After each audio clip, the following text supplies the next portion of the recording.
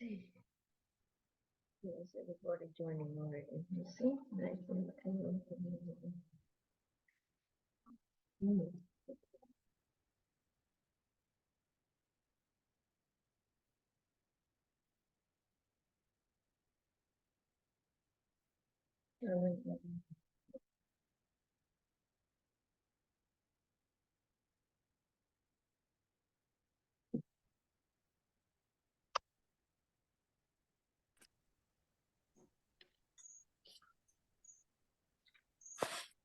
You got your video on? I think so. Hey, friends. Hello, my friend Dan. Hello, everybody. Hello, fam. Hello. Hey, brother. Nice to see your face. Yeah, I was the jungly jungle, bruh.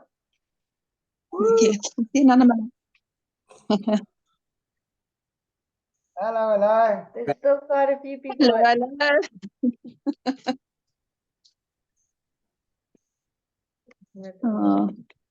Yeah, so we'll share more with you. It was insane. It was just more than words, but we'll share with you in chat. I can imagine you look sparkly, brother. You can thank our maestro.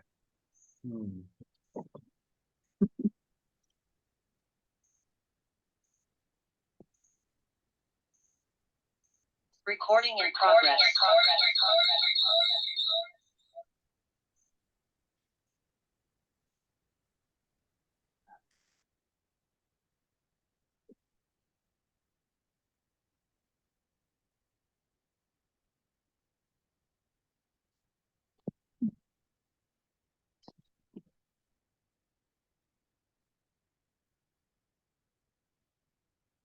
What are you going to do? Give it 2 minutes past or something.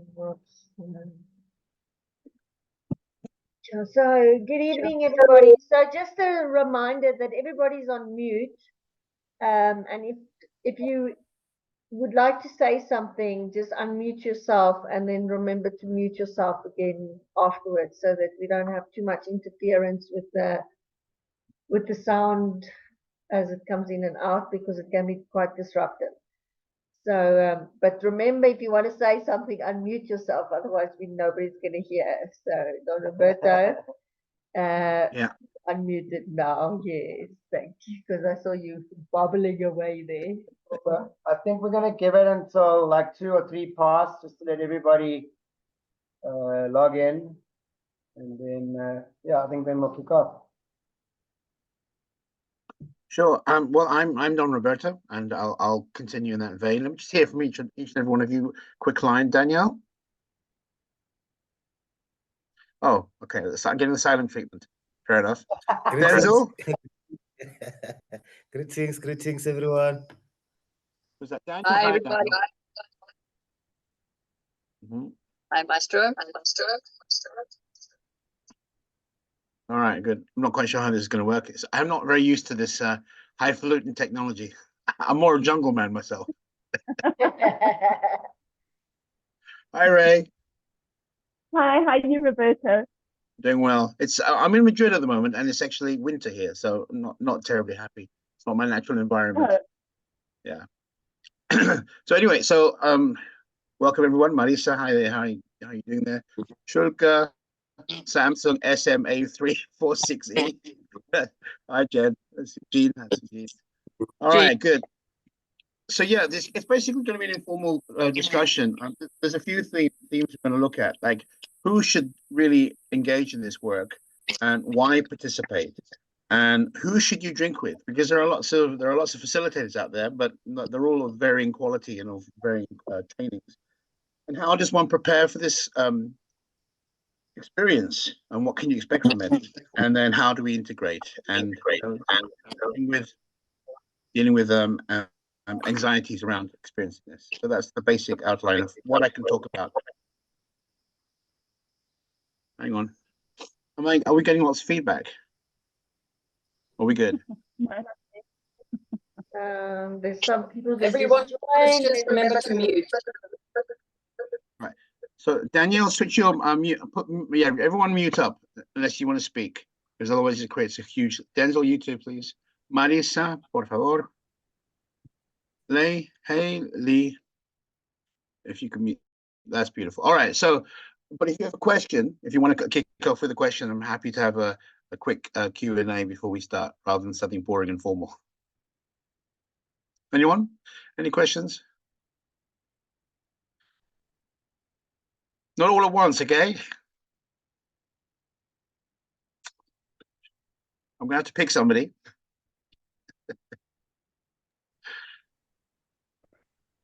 All right. Hello, good evening. Enrico. Hey, how you doing? Hola, amigo. Praising yourself. How's it, guys?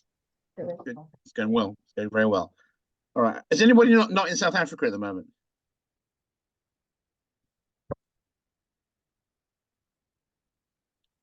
Hey, there's Rum. Hey, Rum. How you doing? All right. So look, I could be waiting here for a long time before when anyone kicks off. So who should do this work? Who should engage in this work? It's actually a very personal question, and it's not easy to answer, except the kind of people that want to engage with ayahuasca and this tradition are often seekers. They're actually looking for something beyond the parameters of what they've grown up with, they've been educated with. They're seeking to often connect with a deeper understanding of the world that goes beyond everyday descriptions. There are sometimes it comes in a person's life as feeling like, is this it? Is this all there is?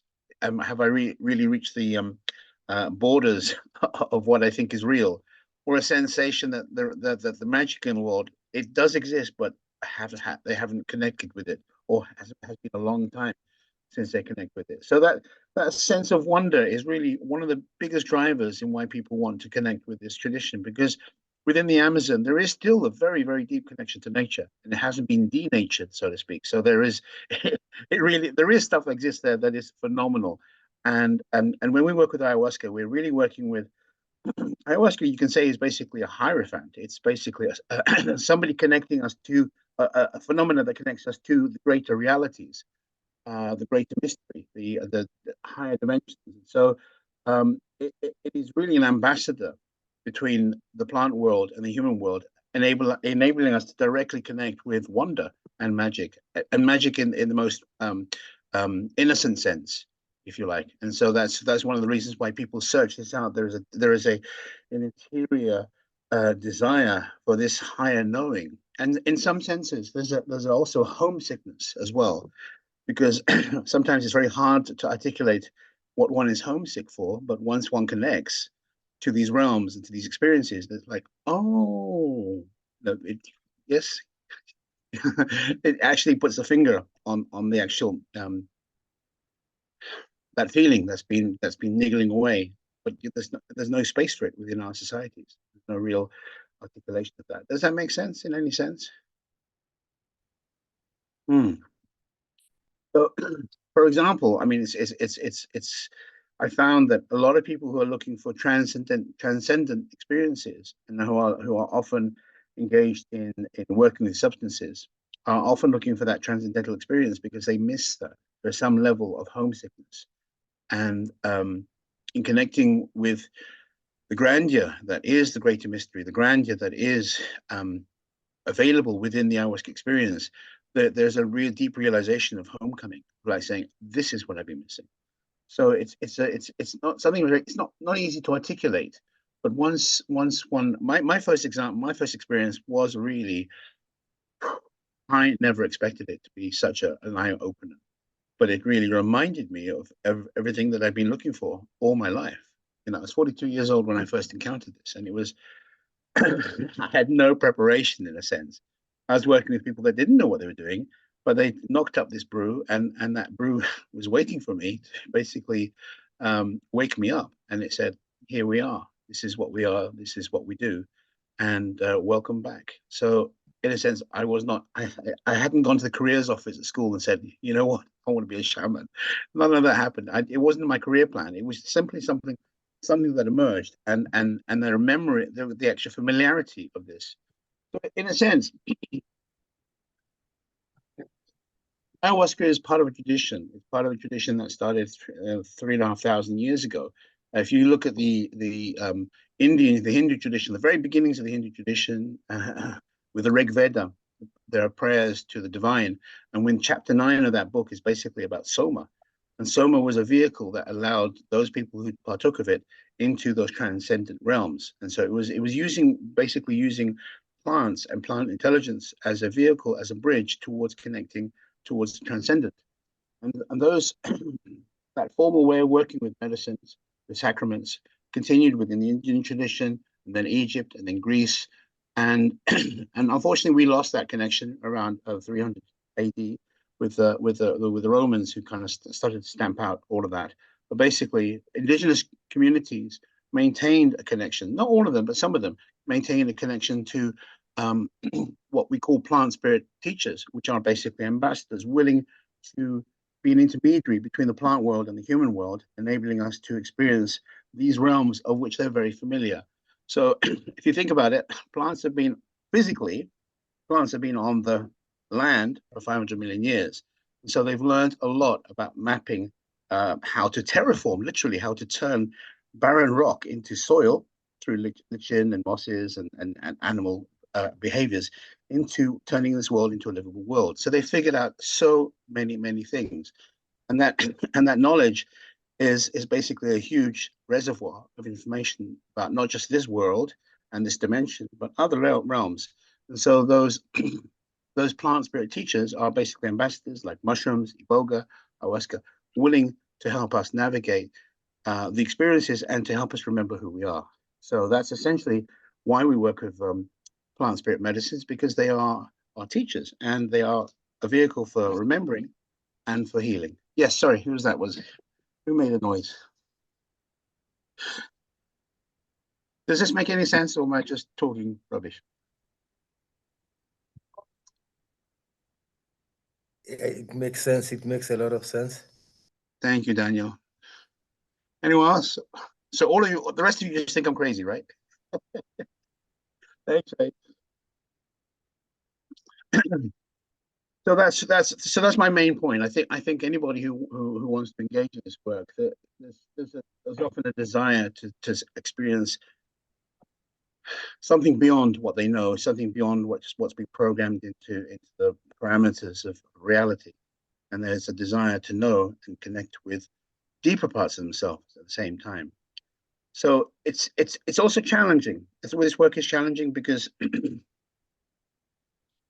if people are coming for healing, that they also need to confront parts of themselves or stories that they think are part of them, have been part. Yes, I'll say that those stories have been a part of their narrative, but those stories are not necessarily who they truly are, their deepest core. And so part of this work is about letting go of narratives that no longer serve. And so that can be a struggle, having to let go of something that you think is you, but is actually holding you back from growing beyond. So I remember that one time when I was struggling in a ceremony, and I was basically saying I was really in pain because I felt this energy that I wanted to release, and I said, for goodness sake, if if you won't let me, please help me release this, because otherwise kill me, because it was so painful. And then the voice came back saying, I'm not the one holding on. I'm not the one holding on to this stuff. It's you. You are holding on to this. It's you. You think this is you, and it's actually not you. This stuff doesn't belong to you, but it's been with you for so bloody long that you identify with it and you think it's you. And so I went, oh, really? Yeah, really. So basically what happened is I'll say, I gave myself permission to let, and then I purged it out. It was just simple as that. It was accepting that it wasn't mine. And that's how quick it was. So in this way, in this modality, in this way of working, healing consists of letting go of that which no longer serves. It's quite simple. I mean, we're not talking about broken legs and things. We're talking about things at a spiritual level or on a level of soul. And those narratives, those stories have served us to a certain point. They constitute who we have evolved to become. But sometimes who we are becoming is far greater than the stories that we inherit or we have adopted. And in order to go beyond who we think we are, to transcend the self-limiting beliefs, it's important as well to be open to new narratives to emerge and to be woven. Does that make sense? Yes, Yeah, mate. it's- It makes lots of sense. He's, I mean, George, hello? he's Simon and Dinosaur. Who was that?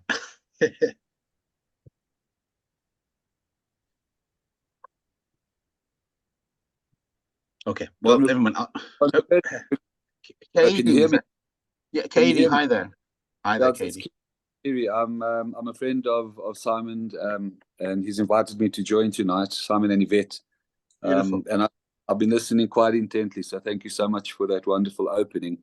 I just have one question for now. You mentioned earlier when you had your first encounter with the medicine, you were in a space that maybe you said they didn't really know what they were doing, etc., and you partook in the medicine. So whilst I understand it's important to value and honor your process, what would your take be, and how would you suggest a newbie or somebody wanting to try the journey that's not available to you, for instance, what guidance would you give them as a precursor to choosing where they would partake in the medicine and do an ayahuasca journey, have an ayahuasca ceremony? Thank you. That's a great segue. It's basically I think what you're asking me is, who should you drink with and for what reasons? If I'm not particularly, locally available or. Yeah. So how is one guided to actually make the decision? Because I've seen in the past a lot of people I know, a lot of friends that I know have done, I don't know, 9, 10, 11 Aya journeys. There's been no breakthrough. There's been, so it's been a consistent weekend thing without much of breakthrough. I know it's a very broad question, but I think it's equally important to understand that one needs to be careful or be more cognizant of where you're going to go to have this type of experience. Yeah, I mean, there's a lot of people that assume that they have the competency just because they may be a musician or a guitarist or something, and they can sing whatever their low threshold or bar is, and there's a fundamental lack of understanding of this tradition or of the power of this medicine. And so people even facilitators can get seriously unstuck because situations emerge when they're not able to contain the energies or the psychic powers that are released. This is one of the reasons why, even though I lucked out, I was very lucky in terms of having that very powerful one-to-one connection and relationship with the medicine that emerged immediately. Even though the facilitators were non-existent and they were not present and they had no skill set. I mean, there was definitely a connection. But most people are dependent on the facilitators for guidance and containing. And there was at some point, and I basically dove into exploring this pathway by myself until I got to the point where I said to myself, hang on a minute, I have a duty of care because this is very important to understand that we're not just dealing with something trivial, we're dealing with people's souls and spirits, and that necessitates training, and that necessitates a deep connection. And so that's when I began in earnest to train, because I felt I can't do this in all earnestness without having this kind of background. It wouldn't be fair on other people, and actually represents a deep risk to them psychically. So that's that's one thing. So to answer your question, I think it's really important to ask where these people have got their foundation from. Who did they train with? Where did they train with? How long did they train with? And so there are various traditions. I mean, there's a Brazilian tradition, there's a Peruvian tradition, there's a tradition called mestizo, which is not necessarily indigenous, it's not necessarily tribal, it's a bit more urban and it's a bit more Spanish orientated, for example. Okay. And they are valid traditions. It's also important that just being able to knock up a brew, being able to strum a guitar is not having the medicine. It's really important. Go on, sir, Katie, go on. Yeah, absolutely. Sorry, I'm just reiterating that I'm still here and I can hear you. and what's really important is that a facilitator carries the medicine within them. And what that really means is that they actually have a connection to the plants, they have a connection to the tradition, they have a connection to ayahuasca. And that means training. That actually means on-site training with the plants because they need the in any form of shamanism isn't a one man, one woman endeavor. It really is a collaboration. It's a collaboration between the shaman or shamaness and the allies that they adopt or adopt them. That can either be power animals or spirit animals, or it could be the plant spirits.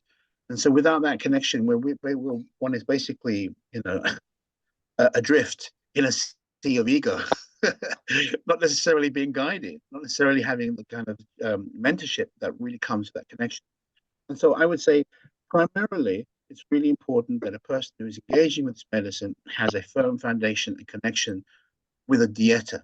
And a dieta is basically a time spent alone in the jungle, in an environment, actually communing with specific plants, because it's those plants that will become allies and those plants that will become advisors within a ceremony. They're very often they're often the guiding voices that say, you know what, in 10 minutes this person needs this kind of help, or you know what, this person needs ancestral healing. And so it's not just guesswork, it's not just ego driven focus. It's really a question of cooperation and assistance. And that when you carry the medicine at that level, then when you sing the Icaros or the sacred songs, the vibration that's coming through isn't just a mundane human personal vibration. It is the vibration of those plants. It's a frequency of those plants. And what people don't realize is that we can have leaves and we can have roots and flowers and all that as a physical medicine, but actually one of the highest forms of plant-based medicine is its frequency, its energy, its vibration. And so when that comes through the voice, that can be very, very potent. That can be the vehicle that creates change and healing and transformation. And so I've known certain shamans that all they have to do is open their voice or begin to sing, and the entire room starts purging. It's that potent. I'm still not quite there. It's more piecemeal with me, but we'll get there one day.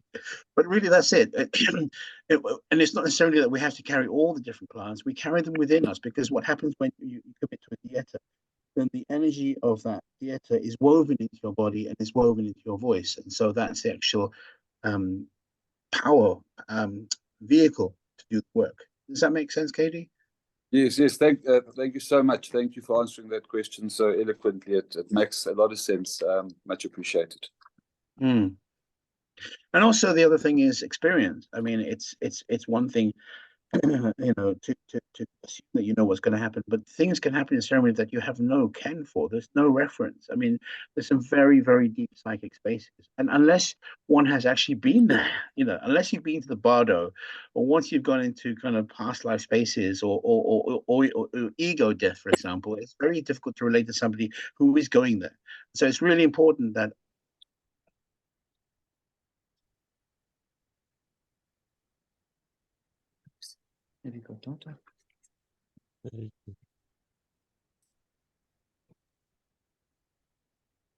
Maestro, we lost you. If you can still hear us. So everybody else is still okay. Yeah, can you still hear me, Yvette? Yes, I can. Yeah, loud and clear, brother. Yeah, hi, we all Simon. good, yeah. Okay, great. Let's give him a minute or two. Maybe he'll come back. Yeah, I can't go into video because our connectivity out here is a little bit shocking, and at 9 we're going into shedding. So I hope I can stay on for the remainder of the chat. So, Maestro, let's see. Oh, shucks, he's off. yeah, there he's gone. Okay. Just give him a minute too. I'm sure he'll rejoin. Sure.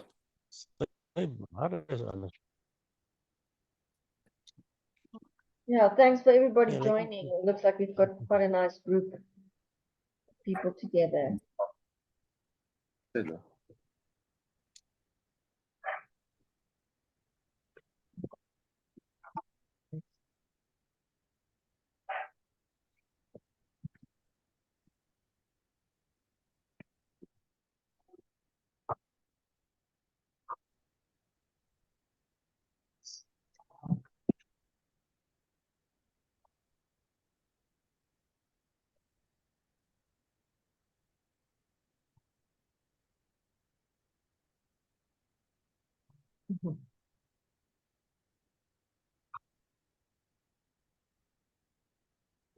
Dann jeder.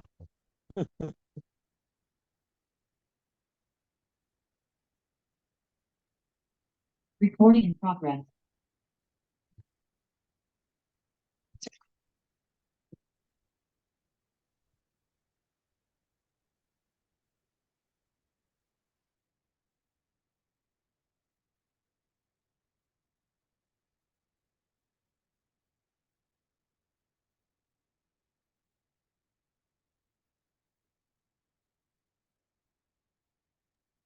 There Hey, we we got go. him back. There we go. Coming back.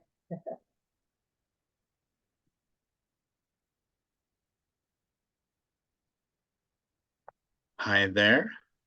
Oh, we lost Welcome back. Dark forces. Hold on, guys. Sorry about that. It's just my Wi-Fi switched off. I will be there in a second. Hang on, how do I get onto this launch meeting? Open to meetings. Okay. So just to recap, I mean, yes, it's the importance of continuing with one's own development, one's own training, and also accessing the shadow, really doing shadow work, which is to look at the stuff that we most do not want to look at. And so I was saying that a facilitator can only take you as far as they've gone themselves. And I remember being in Costa Rica, there was a wonderful female shaman who very, very, very powerful medicine. And I actually kissed her hand and I said, thank you for having done this, because that means I can go there. You know, you've created a pathway into, so that I can go to these spaces that I need to go to, but a lesser person wouldn't be able to hold that space properly. And because you know this and you're intimate with this, that means I can go there. And so the gratitude was enormous, if that makes sense. So does that make sense, KD? It's about training, connection, dieta, experience. Yes, self-improvement, basically. I mean, it's a lifelong commitment, to be honest with you. It's this path is very deep, and it's a lifelong commitment to, and you're really what I feel what one is doing is engaging with the greater mystery. Then it's infinite. Actually, there are realms upon realms upon realms, and there's levels of questions about who we are as beings, nature, the divine, etc., etc. That is infinite. So it's not something that you can wrap up as a simple simple assignment. It takes years. I mean, I've been on this path since 2008, and there's still many things I discover.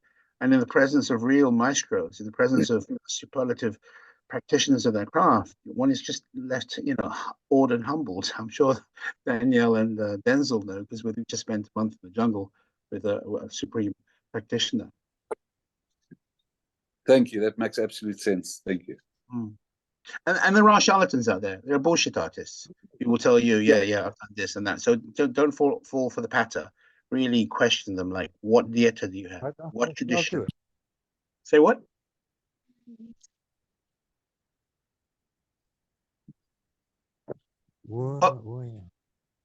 I'll say one thing else, Katie. One really important thing is that there are people who are in it for the money, okay, which is, that's we all got to make our money somehow. But here's the thing: if they don't go back to a person of superior standing in terms of the work, and they don't do the cleaning, they're going to mess themselves up, because try as much as we can, we do pick up energies, we do pick up lots of toxicity, and that can really hang in our energy system. And we do know I need to go back to the jungle once a year to clean all that stuff out, and it does make it. This time around, I was watching how it was slowing my brain functions down, and how it was actually creating a brain fog. And it was actually, this energy develops its own intelligence and doesn't want to be evicted. And so if you don't have any protocols for cleaning yourself, or a discipline around it, an annual cleaning, it's going to mess you up long term, because you can get really deeply within your energetic system and be toxic. So that's another thing, that those people, those DIYers, bless, I mean, they're really messing themselves up on a deep level without any awareness of how they're messing themselves up. No, that's very important. Absolutely. And that goes to the core of my question. That's exactly what I was trying to get to. So thank you for answering that. Great. Thank you, Katie. Any other questions or observations? Roberto, in the chat there are questions. In the chat, on the chat. Okay, thanks. Thanks a lot. Okay, I think Ellen and Emmy had something to say.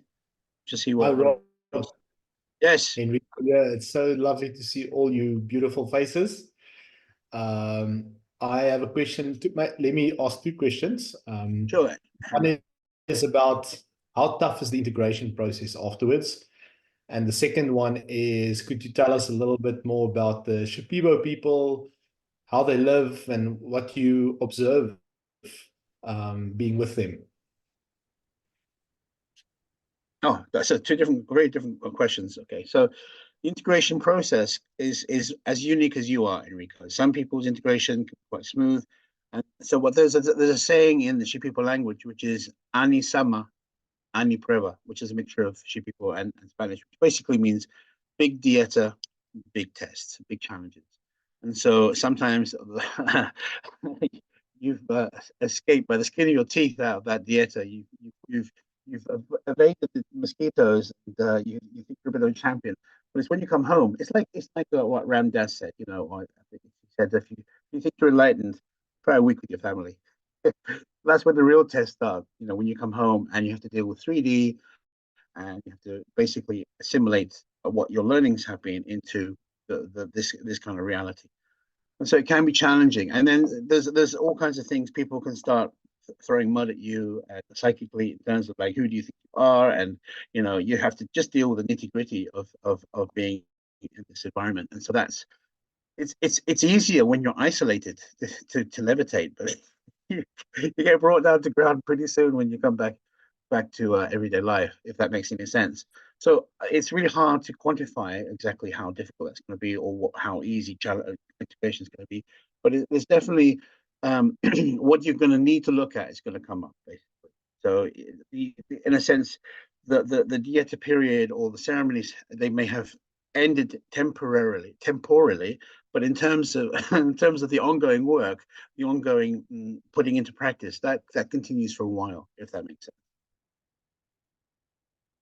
I'm sure you've had your own ceremonies and you found out it's not just immediately, you know, ended when you finish the ceremony. The ceremony continues in some kind of sense. So it's but it's hard to define exactly how that's going to be. So Yeah. the second question. The People are second question, lovely. yes, Shipibo. Lovely people. What do you mean by that? I mean, how are they? I mean, like what is a day in a life of a Shipibo person? Like, and what was, I mean, you've been in the jungle a month now, I think. Was there anything new that you kind of learned about their ways, other than the medicine, you know, like maybe not with the medicine, maybe at home, family, you know, the other aspects of life? yeah, I mean, they in many ways they're just like anybody else. They have the same travails and challenges, and also, I mean, I can give you a particular example. There's somebody who in the village whose daughter was approached by a teacher and actually lost his temper and hit the person. So they're now involved in a legal case. So it's really, in a sense, the same mundane challenges that face, you know, us in the Western world are faced because they're psychological more than they're about the emotions as well. So it's not like those, you know, they are faced with issues of generating cash in the cash economy, survival, jealousy, over drinking. There's also issues about colonialization and déraciné, of being just slightly disconnected from the tradition. There's also an imposition of evangelical missionaries who wish to eviscerate the traditional culture, if you like, and the traditional ways of knowing. So there's lots of nuance there, if that makes any sense. Okay, thank you. Have you learned any new carols that you can sing to us? Well, it doesn't work like that, Enrique. It's not about specific set pieces. It's so let me just define what an Icaro is. An Icaro is a musical container that is a song. It's a song that is sung for a specific purpose, either to open the space up and then to segue into protecting and healing, etc., etc. So I can tell you that I spent 2 months at the side of both my maestros, listening intently, absorbing. So when the time is right, all of that will come out. But one doesn't necessarily learn set pieces like a jazz musician. It's not like that. I'm with you. Yeah. Maestro, I've got a question. Hmm. What advice would you have for people that are looking to try ayahuasca for the first time? Bring a sense of humor.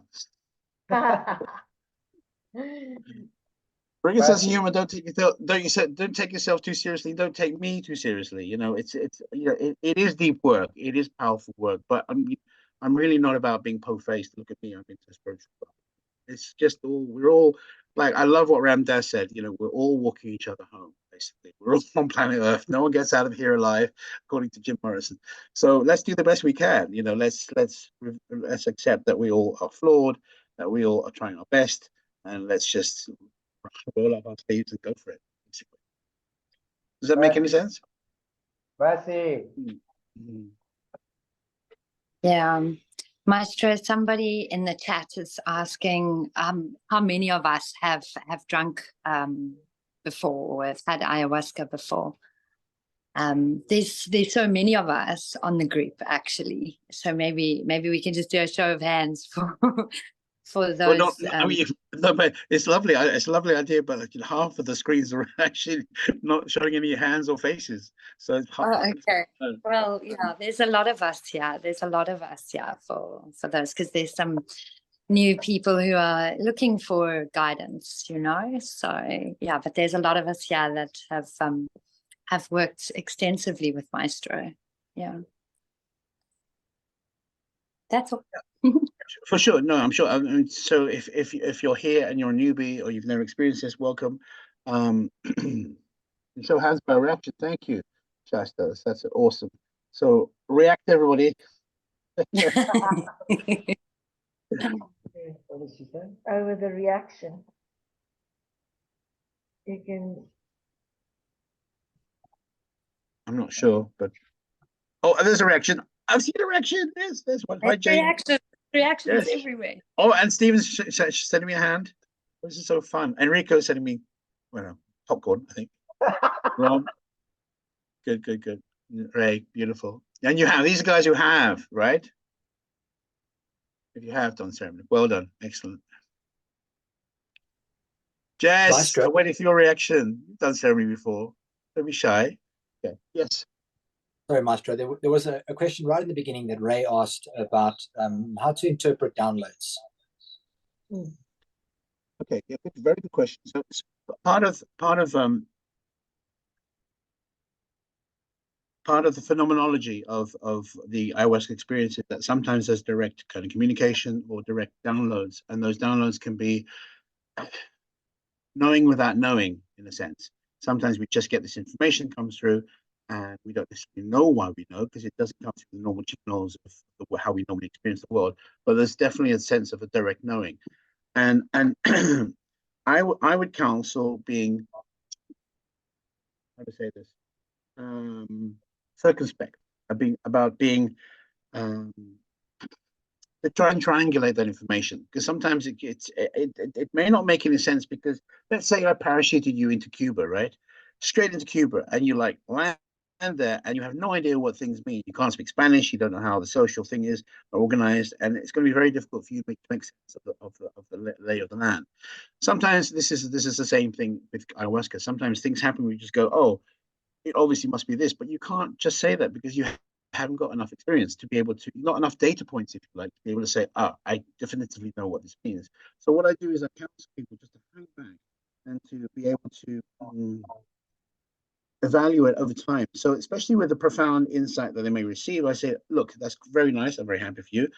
Wait 3 times before you get this over different ceremonies, because that gives it consistency and reliability that you can trust.